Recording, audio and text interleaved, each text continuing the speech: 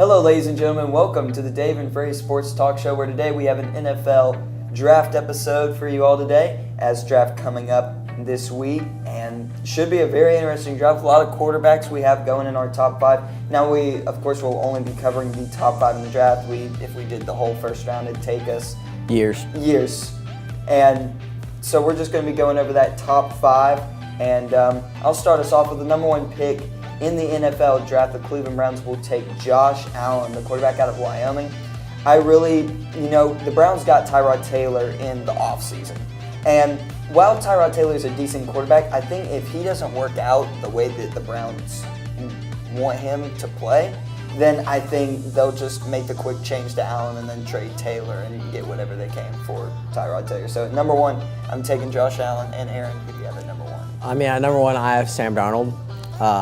The only reason I really have Sam Darnold over Josh Allen is the basic fact that Sam Darnold played at USC in the Pac-12, a Power 5 conference, whereas Josh Allen, Wyoming, playing against no one.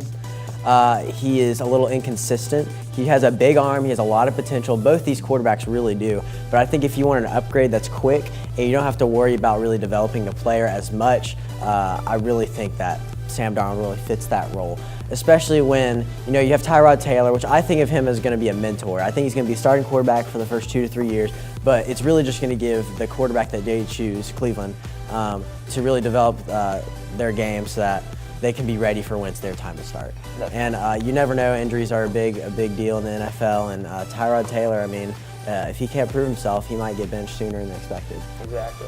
And at number 2, the New York Giants have the selection, and I have the Giants taking Saquon Barkley, the running back out of Penn State. Absolutely fantastic college career for Barkley, and I think going to New York, that puts a very big threat in their backfield, along with Eli Manning, who just has a couple more years, and then maybe he might call it quits and retire. But I think the Giants right now, you look to have that running back and see if you can improve on last year's record and just kind of see how long Eli's going to last for. Well, the Giants just got a new GM this year, Dave Gettleman, who was at the Carolina Panthers. But when he was at the Carolina Panthers, he drafted the 8th overall pick last year, Christian McCaffrey.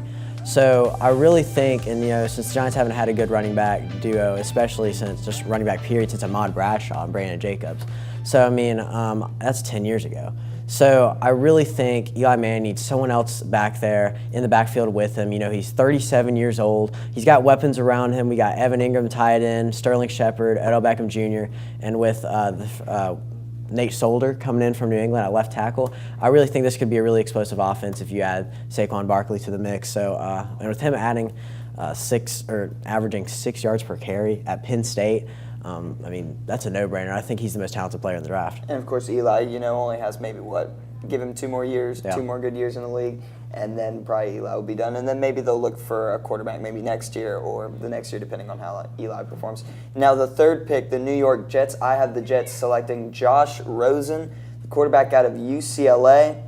And some say Rosen is the most ready out of the quarterbacks in the group. I haven't really read too much on him, but I think it's going to be a real test for him, though, to go in there and go up against Josh McCown and Teddy Bridgewater for the starting quarterback job up in New York. So I think it'll be a very tough test for Rosen to get that starting job, but it would be very impressive if he can win that in the preseason and then start week 1 for the Jets. Well, I as well have Josh Rosen, number 3 pick, going to the New York Jets. And the reason I have this as an option, the Giants have really considered Rosen.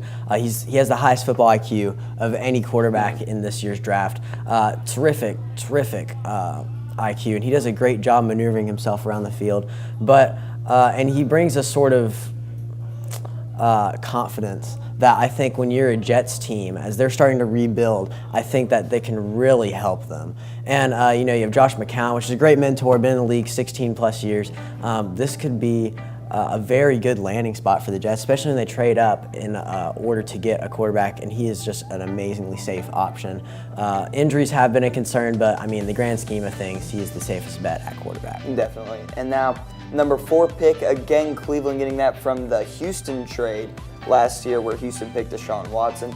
Cleveland with the 4th pick, and I have Cleveland picking Bradley Chubb, the defensive end out of NC State.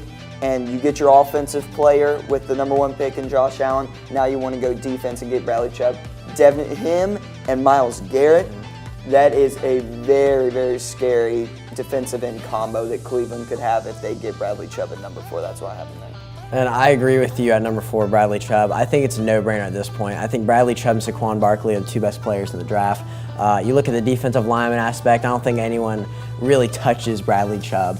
And I think it's a no-brainer just because, I mean, you have the 4th pick after you have the 1st pick. Those would be 2 solid picks, taking a quarterback and a defensive end. And as you're saying, playing alongside Myles Garrett on the opposite side of him, that could be very scary.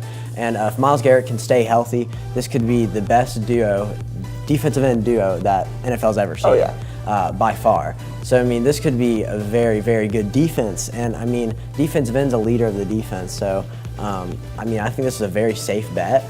He's proven week in and week out that he can perform under immense pressure playing against some of the great teams in the ACC. So, that's a great pickup at number 4 for Cleveland if they get him. Definitely. Now at the number 5 spot are the Denver Broncos. Some people have actually had the Broncos trading their pick to Arizona, but I still have Denver maintaining that number 5 pick, and I have them picking Sam Darnold. I kind of went back and forth on the Giants taking Darnold or Barkley, then just kind of decided on Barkley because they could get a quarterback in the next couple of years. The Giants could. But I think the Broncos, if Case Keenum doesn't work out, which I honestly don't think he will, he might, but I just don't think Case Keenum is the quarterback in Denver. But I think that they'll get Sam Darnold, and if Case doesn't work out for him, they'll plug in Sam Darnold. See, since I had Sam Darnold going number 1, I have Josh Allen sliding basically based off his numbers weren't terrific. Yes, he has a big arm. I mean, yes, he performed well at the Combine, but he hasn't played the competition that some of these other quarterbacks have. So I have Josh Allen sliding to number 5, and for me, this was tough because it was between Baker Mayfield for me and Josh Allen, which is 2 quarterbacks that John Elway really likes. You can tell he really, really liked Baker Mayfield.